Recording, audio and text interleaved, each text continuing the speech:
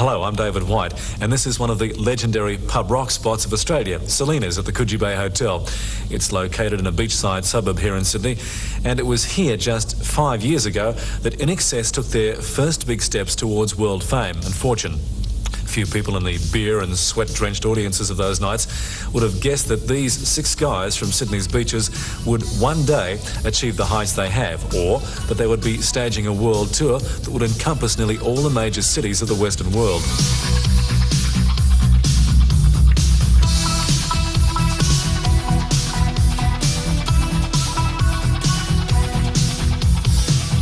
To begin with, they called themselves the Farris Brothers.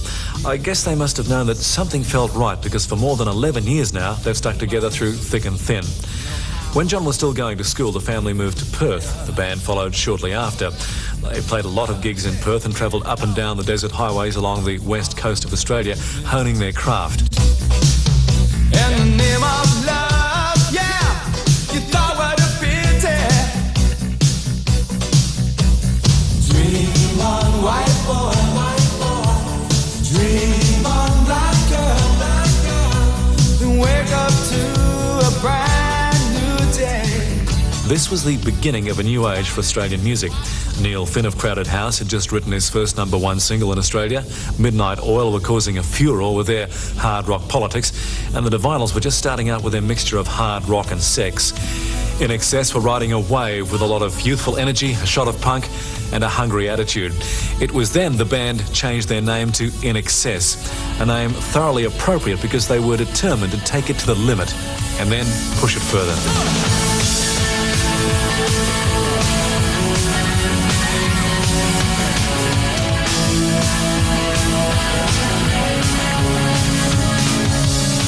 INXS, very early in the piece, decided they were going to be the best in the world. And like, well, I guess an athlete determined to win gold for his or her country at the Olympics, they started a training program which involved refining their talents as best they could, then testing them against the best in the world. And of course, for an Australian band, there has always been the physical and financial problems of distance. The sheer number of miles covered, travelling the world more than a dozen times, as INXS have. And then, of course, there's always the emotional separation from their families. Don't change here, don't change there. Don't change here, don't change there. INXS were determined right from the time they first took this particular stage, all those years ago, that they were going to take their music to every person who wanted to hear it. They used the best assistants they could find in producers like Chris Thomas, who worked on their last 2 albums, and video director Richard Lowenstein. But somehow, though, much of it comes back to places like this, these large Aussie beer barns where Australian rock and roll has been formed, INXS are an Australian rock and roll band par excellence. They cut their teeth in front of crowds of young people who demanded to be entertained. They wanted to have music that was tough and sweaty and thoughtful and made them dance. And the Australian crowds expected nothing less than the best. INXS have done all their growing up in public. They've been training for this for years.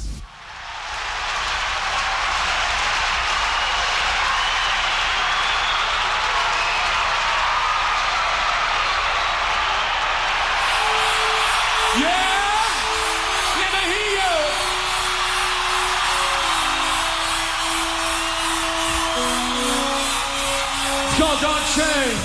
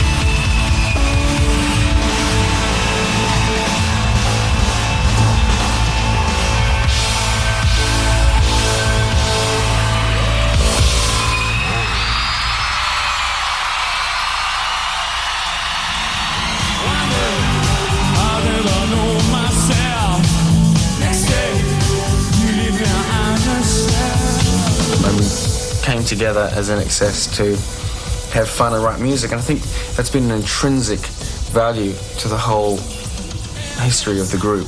The INXS family thing is I think it's almost mafioso, in a way, it's the family,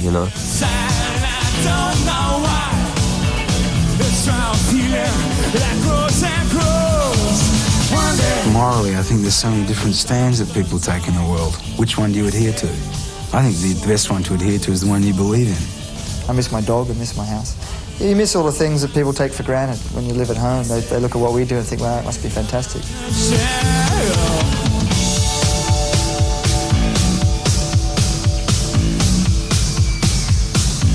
The underlying sort of rule all along has been that we want to take it as far as it can go. And I don't, no one sort of really knew how far that is, and we still don't. And lately, this year especially, I think we've been doing the best show that we've ever done. Ever. So I'm really happy with that. And I don't know where that's come from. It's just come out of the blue. I guess because we have had sort of success that we felt was reciprocal.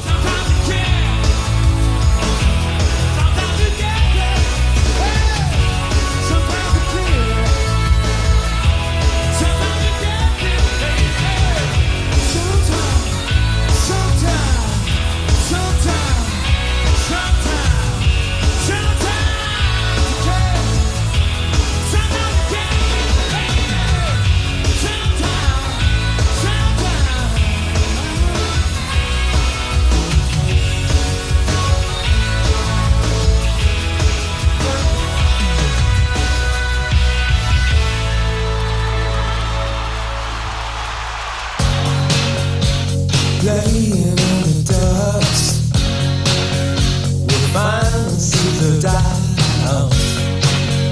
Don't water them with your tears. Don't think about all the years. You'd rather be without.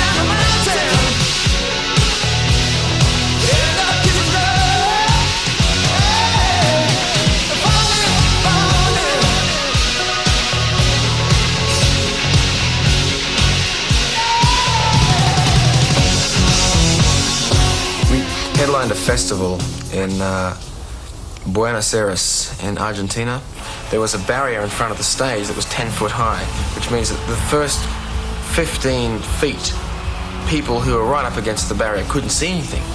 Somehow they started to climb up, and every time they climbed up and put their hands on top of the barrier, these big bouncers with sticks would whip and smash the stick on these people's hands. And then Michael's on stage and saying, we need to cut this out. Next thing you know, the crowd starts to break the barricades down, and they ripped the barricade in half. I mean, I'm just seeing an audience rip wood like this, tear it in half, and run on stage and try and physically beating up bouncers and things like this. And then the next thing you know, there's riot squad and police and machine guns and shields and helmets, and we're being like escorted off stage in the middle of Don't Change or whatever it was at the last song. And the audience is going crazy. There's mud flying everywhere. There's blood being, and at this point I was just hysterical. I mean, I was in a position where I was very frustrated because I couldn't do anything about it. See the sound, it crashes in all around. It gets in. Now take your hands and raise them up into the air. That's all around you. Now bring them down like a clock at 2. And shake your head. You know what to do. They wanna put guns in the sky. Someone out there ain't gonna like it. Well, it could be good. Make us love each other. Have to realize our own future.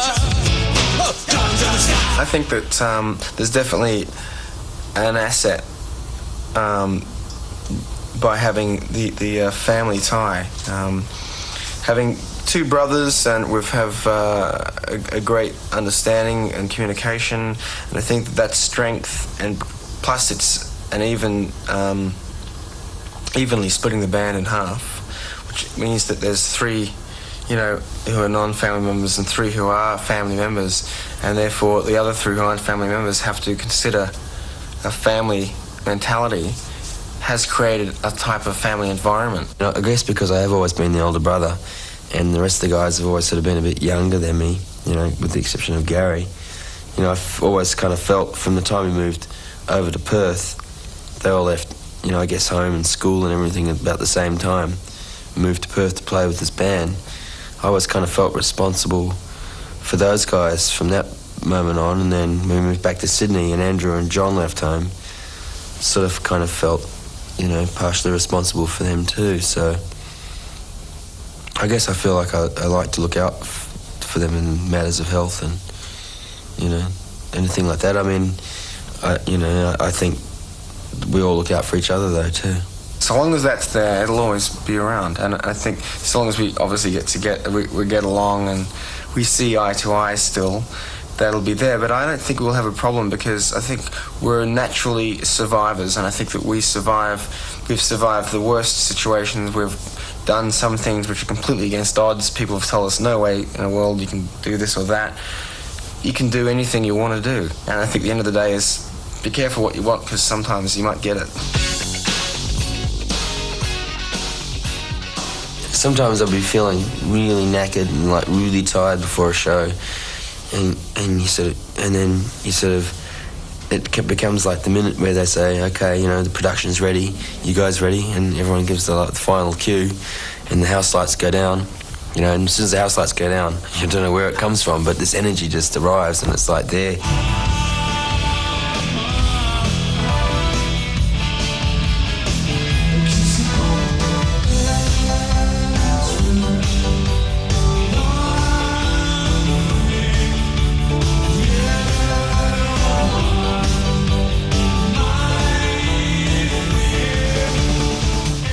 I mean, tell you the truth, the very first time the band played in Perth we had this sort of idea for starting the show off, and we'd be all out in this pub, like sitting at tables with people, and all scattered throughout the bar, and then all of a sudden Andrew would get up on stage and start playing, this guitar. It was actually Long Train Running, you know.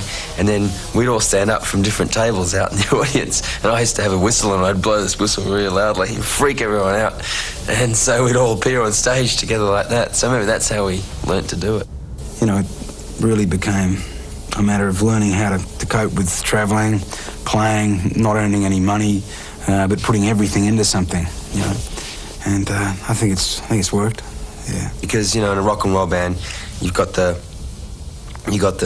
screaming girls every night, you know. It's a really glamorous thing, and although people perceive it as being that, it's actually really, from our point of view, something completely different, because once you get in the bus and shut the door and you're off down the road and back in your hotel room, you're just the same as you are when you're sitting in your own studio at home or whatever. I like the free form of rock and roll. I like it sort of has a, yeah, it sounds kind of strange, a respectful arrogance to it, because it's sort of, it knows its place, but it's still a little bit wild and intangible, and, you know, and what's that noise, turn it off, you know, so it still gets to people in a certain way. I like that, you know. I used to think that it was, you had to have your show like a theatre, you know. And in some ways it has to be like that, but the more improvisation you put into it, you know, it makes it more fun too, because each night you look forward to it.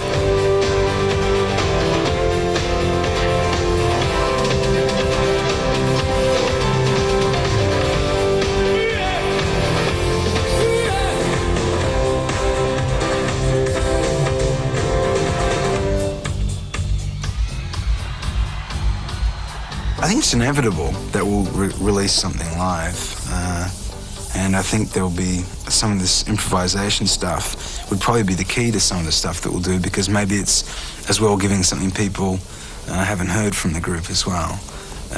You know, besides just studio recordings, something that's totally off the cuff. Yeah, it'd be great.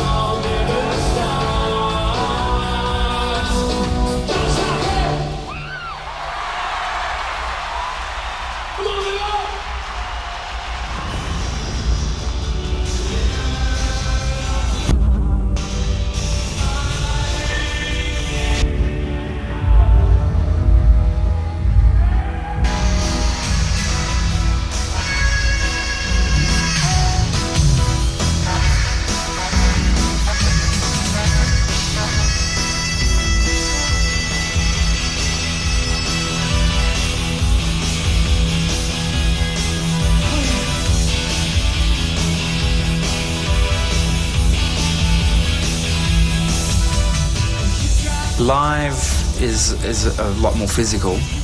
It's a lot more physically demanding, because you're not only playing, you're also trying to perform and trying to you know, sort of put across an energy. And recording, I think, recording is in some ways more important, because whatever you put down in the studio is what you're going to be playing for the next however long. We always end up going out on the road doing exactly what we did in the studio. And then, you know, each night you might vary a little bit just to keep it interesting. But do you enjoy the performing part? Oh yeah, I wouldn't be here, to be honest, if I didn't enjoy the performing part. If I didn't enjoy getting out and playing our music, which I really am proud of, to people all over the world. What are you? Can't think it all. What you gonna do? Gonna live a life. Slow, baby. You can't.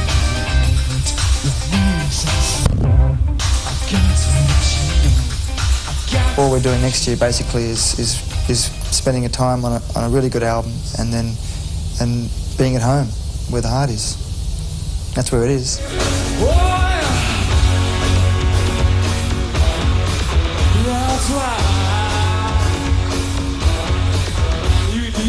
I think the group aspires to improve on itself all the time. It's the guys in the band, we're true to ourselves. We don't sing about things that, you know, that we're we don't believe in, or we try to, on the other hand, create images or situations that people can relate to, and you know, say in the lyrics, in Michael's case, or for me in the music, you know, they can dance to whatever, forget about their troubles, enjoy life, you know.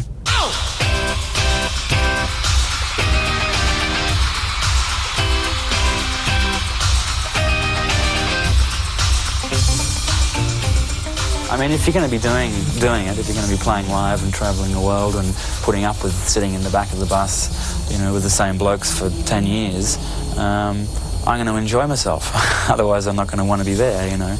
And I really do get off on it. It's a natural high, I guess.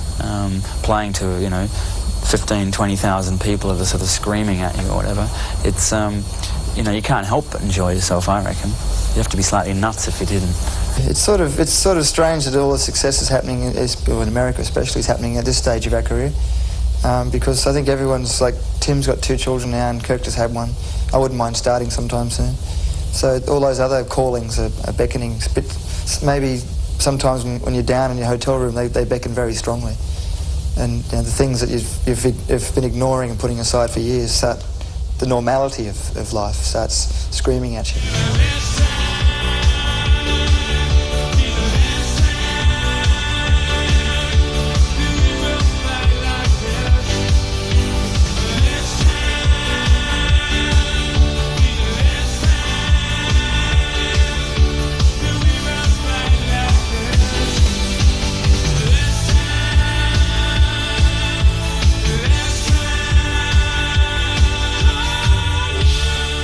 It's just such a great thing, the Australian pub scene.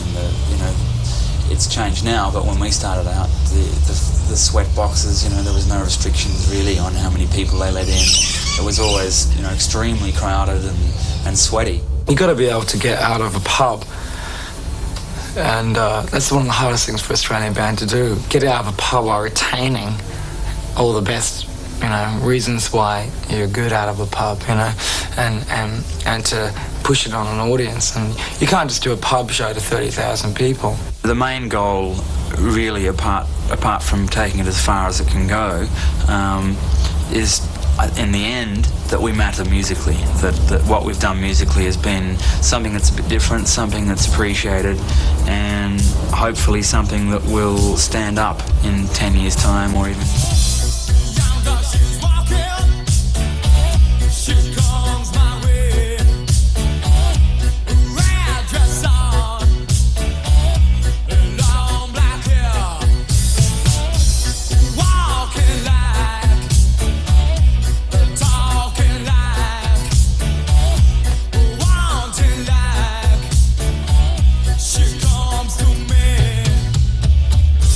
Oh baby, I love you.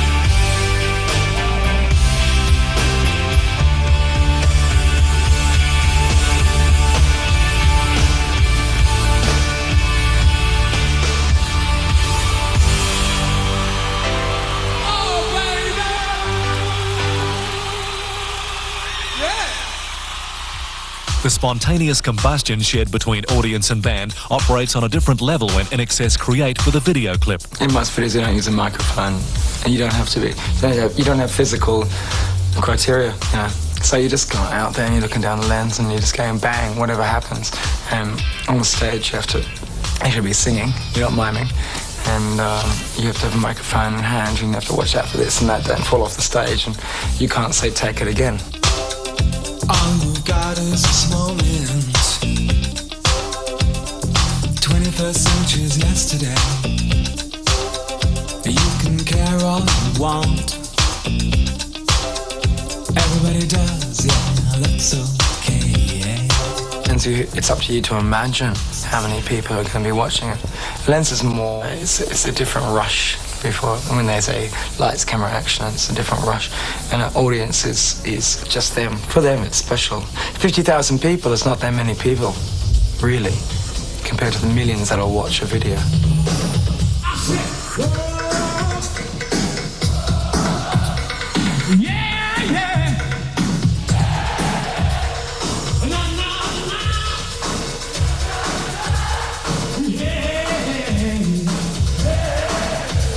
Yeah, we work under pressure, and it's just like touring. I can spend the whole day being, every day of touring being really hard to deal with, because I can only justify my existence by the 2 hours I'm on stage. And the 3 months out on the road mean nothing. It's only 2 hours a day that matter. So under that pressure, that's how I work, and under those 2 hours on stage, that's why I'm here.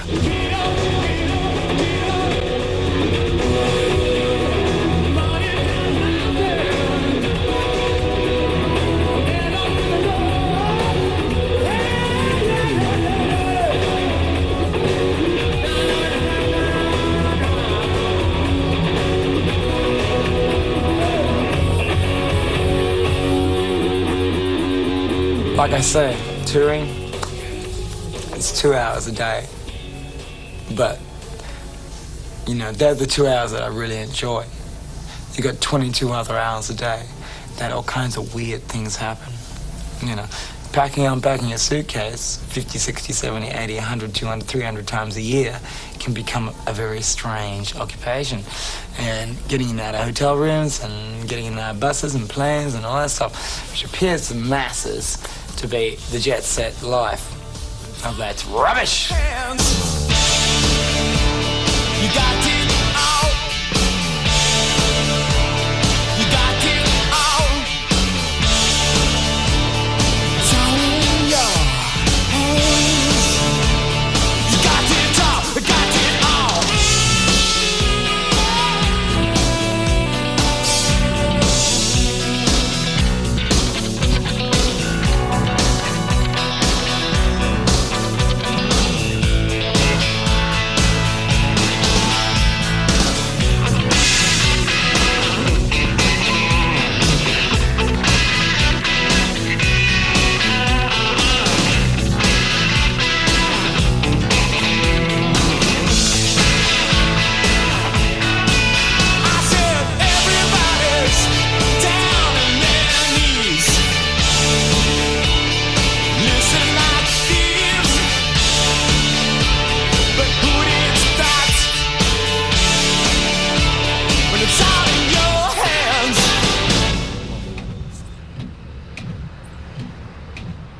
And on the road, it is not a creative situation. It's extremely uncreative.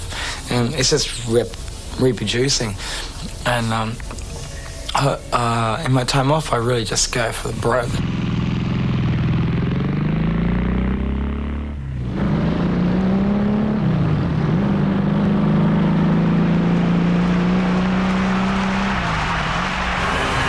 Exercise the devil in my mind.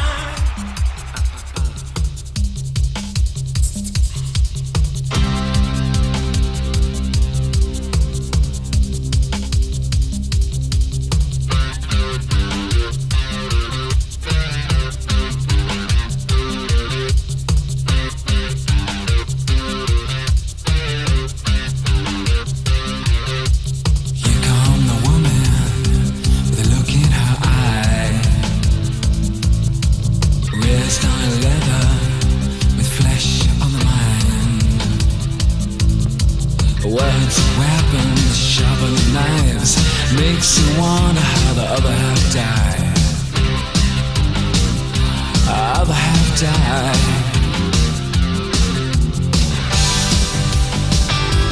Makes you wonder.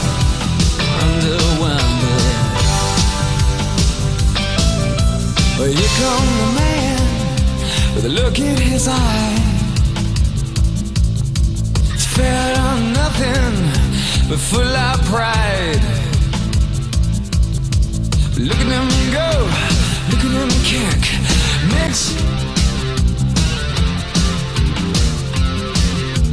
devil inside, the devil inside. Every single one of us, the devil inside, devil inside, devil inside. Every single one of us, the devil inside. Oh.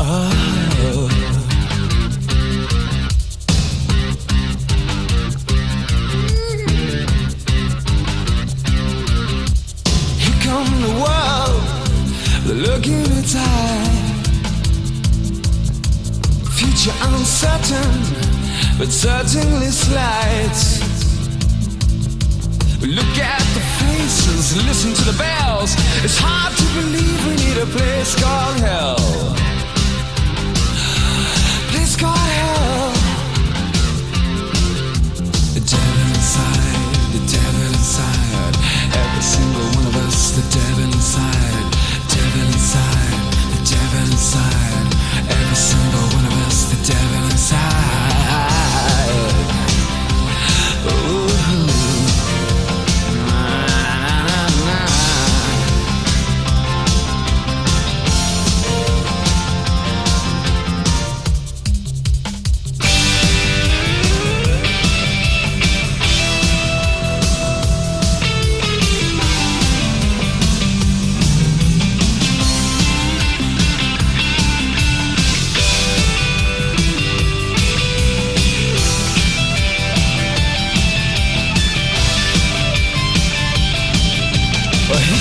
A woman with a look in her eye. She's raised on leather, with flesh on the mind. Words and weapons, sharpen the knives, makes you wonder how the other half died. The devil inside, the devil inside. Every single one of us, the devil inside, the devil inside, the devil inside. Every single one of us, the devil inside, the devil inside, the devil inside. Every single one of us, the devil inside, devil inside, devil inside. Every single one of us, the devil inside. Oh.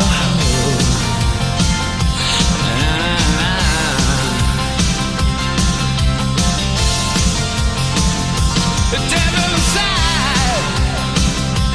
Yeah, yeah.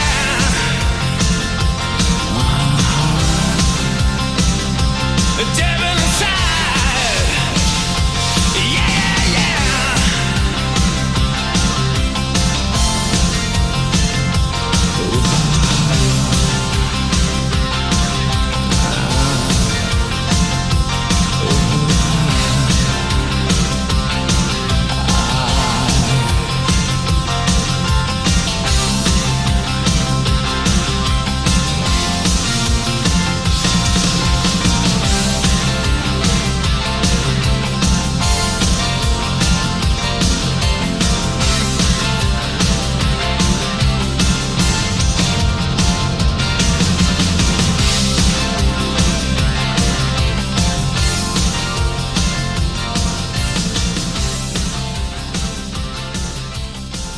As essential to the band as their instruments is the role of their manager. Chris Murphy is the unseen extra member, the silent partner who makes sure the dotted lines the boys sign are the right ones. A competitive man by nature, he carries that spirit through to the office. He expressed some interest in managing us, so we started talking with him, and things sort of figured out pretty well. He seemed to understand us pretty well. He's always had a great feeling for the band, I think, because of the fact that I think we work so tightly together. You know, he's grown with the band He's been with us, you know, for 10 years. 10 years, you know, and he's seen it all, which is great because, you know, it's not like you have to explain things all the time. You know, he knows, you know. I used to describe INXS's work patterns as to a sportsman's. You know, a sportsman doesn't walk out at, at Wembley and suddenly just win the match. He's trained and trained and trained and trained and trained to get himself into that position. With INXS, we took exactly the same approach, or I took the same approach. If we weren't working one night, we're rehearsing. If we weren't rehearsing, we're recording. If we weren't recording, we're playing.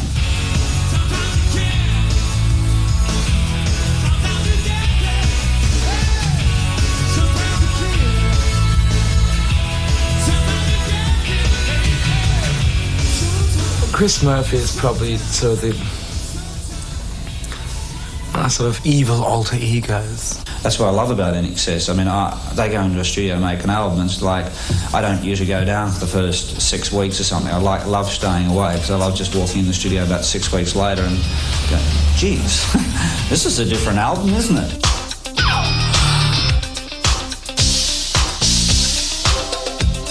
I need you tonight,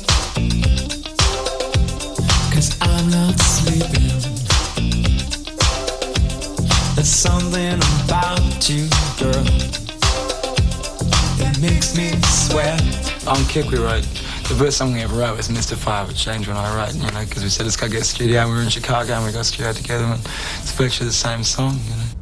Mike and I actually put this tune together, not on this particular piano, but one in Chicago, and very similar looking to this, had the white keys here and black ones here. Eyes. Alright, all vowels and... Mystify. Okay.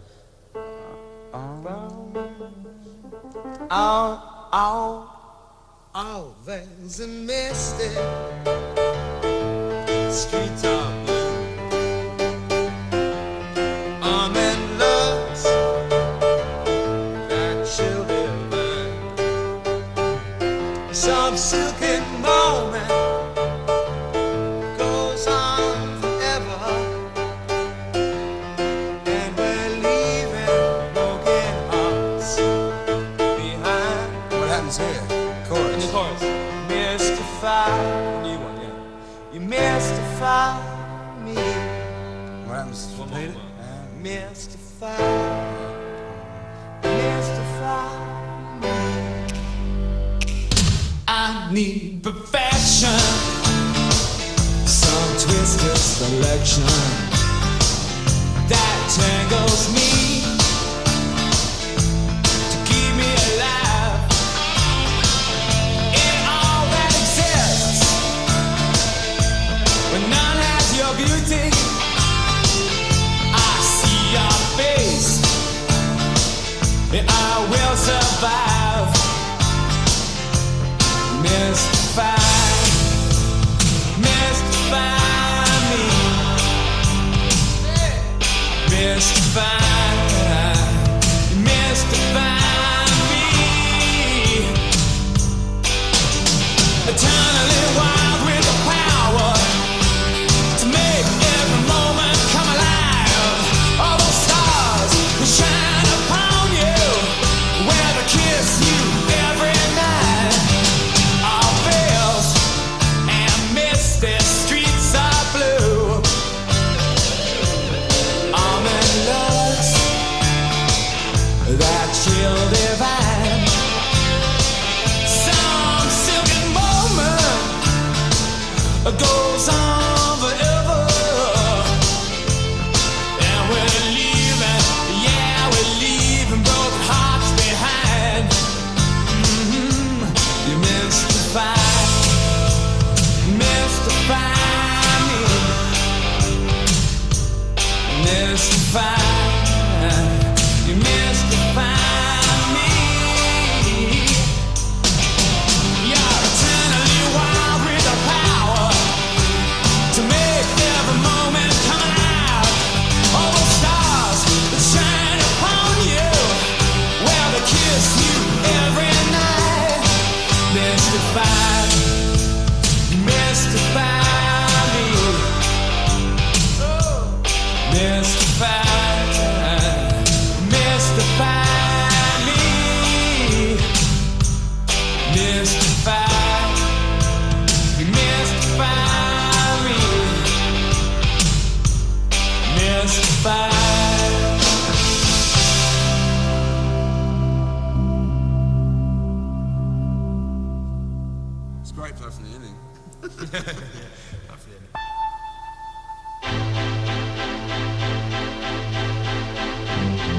Then came up from Melbourne and had to listen to a few tracks, and he listened to Never Tear Us Apart, and he said, well, look at this, and showed us a Super 8 footage of Prague, and we had a look at it and said, like he did, it'd be perfect for the song. So that's why we went to Prague.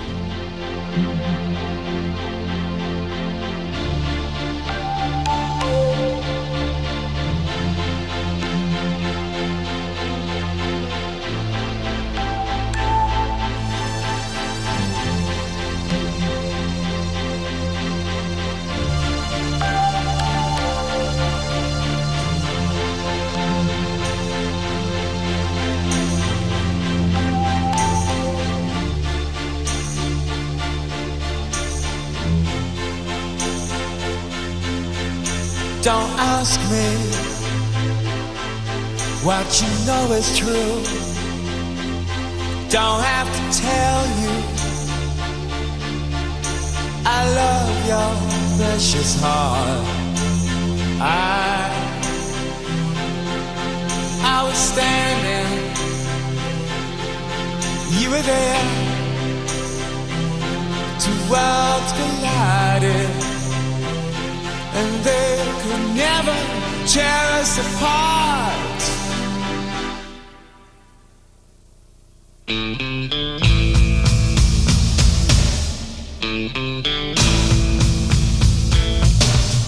We could live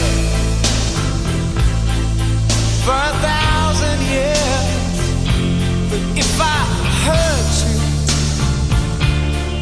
I make wine from your tears. That we could fly, 'cause we all have wings, but some of us don't know why. I was standing, you were there. Two worlds collided, and they could never tear us apart.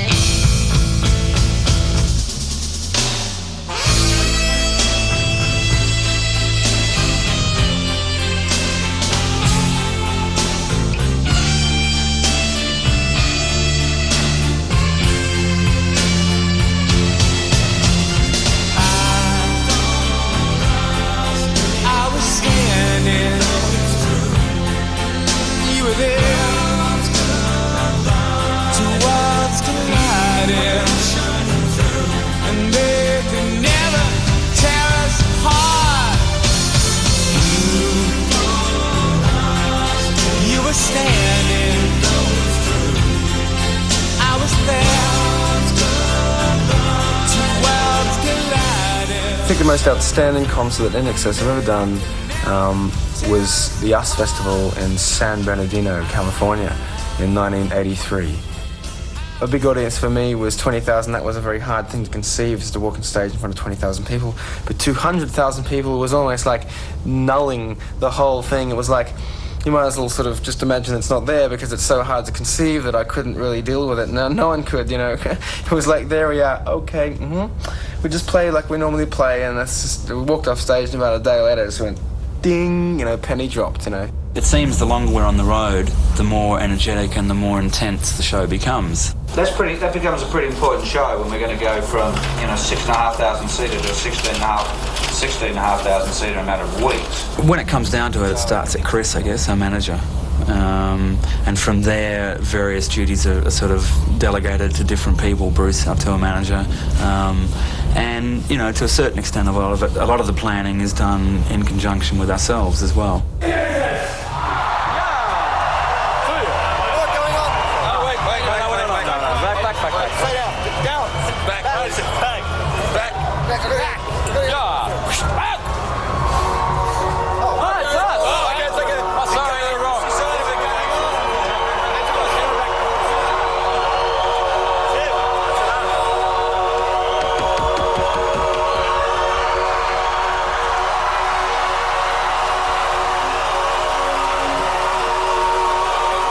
what I miss most is when the tour ends and all of a sudden you go from like all this intense focus of, like people and the 6 guys from the band and the roadies and everybody's, got a problem or has got a thing and everybody needs a piece of me and a piece of my time and management wants to know what's going on and counting money and calling accountants and all that stuff. When it ends, it's like somebody's just like pulled a rug out from you and you're like, what do I do? Where do I go?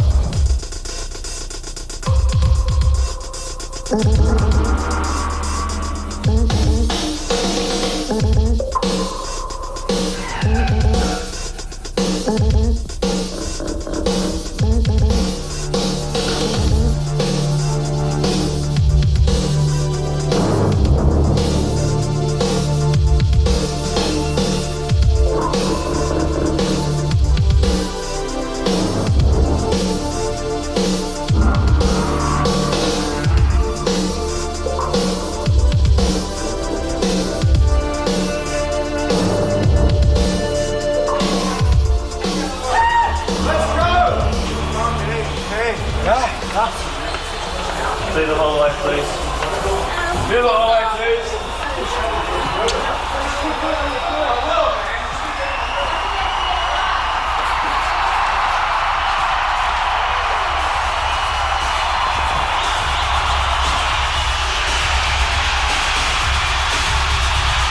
What do you need tonight?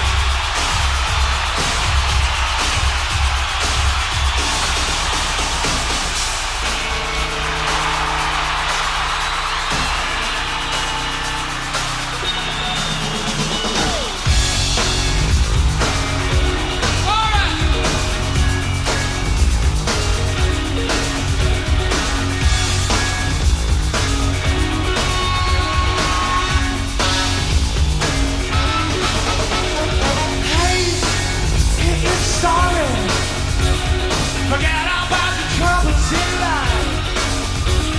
But don't you know it's not easy when you gotta walk on that line. That's right. You need. That's right. It's what you need. I need what you need. I will.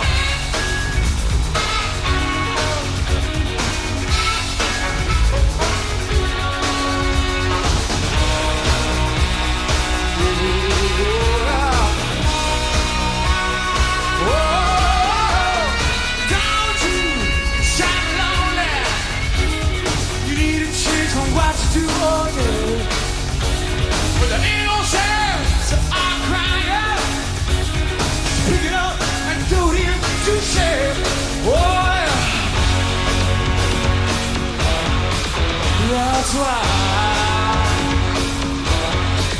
you need.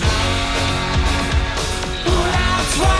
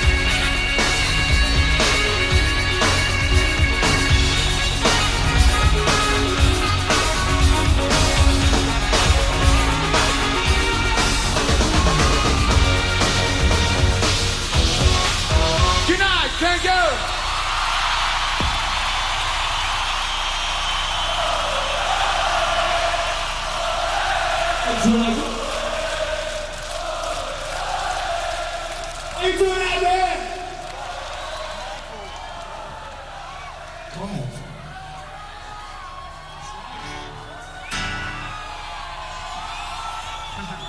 You're all Australian, I take it.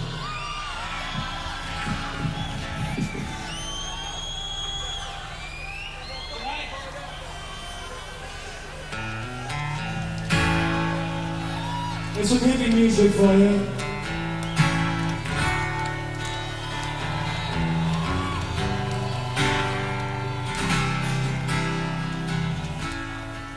And I guess in the long run, it doesn't matter too much the way Australia sees us, but it's awfully important to us because we really, feel very patriotic people. We really love this country. We've travelled enough around this world, and I suppose we're lucky enough to realise how lucky we all are to be able to call Australia home.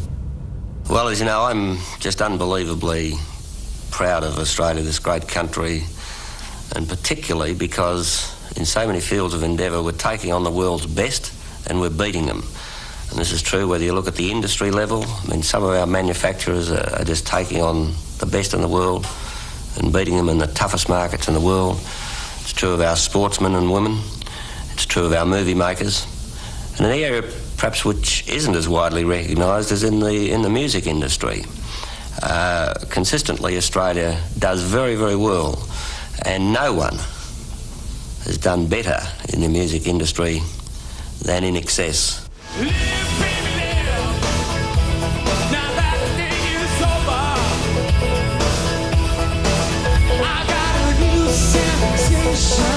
And I don't profess an old fellow like me to be the world's greatest authority, but I know they're good.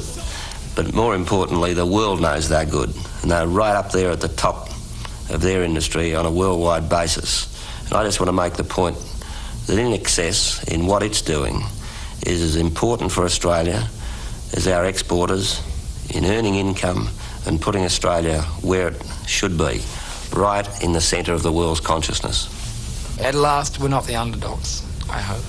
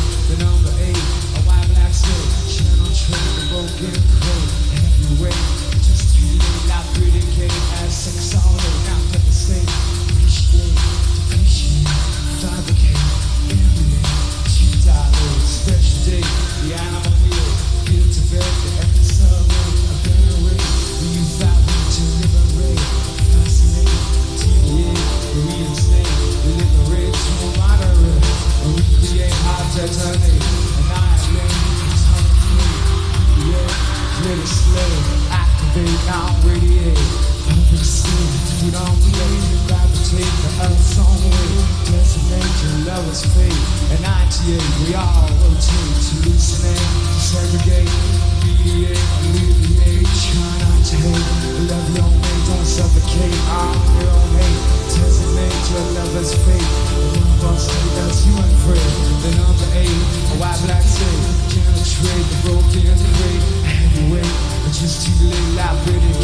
sex all day, now devastate.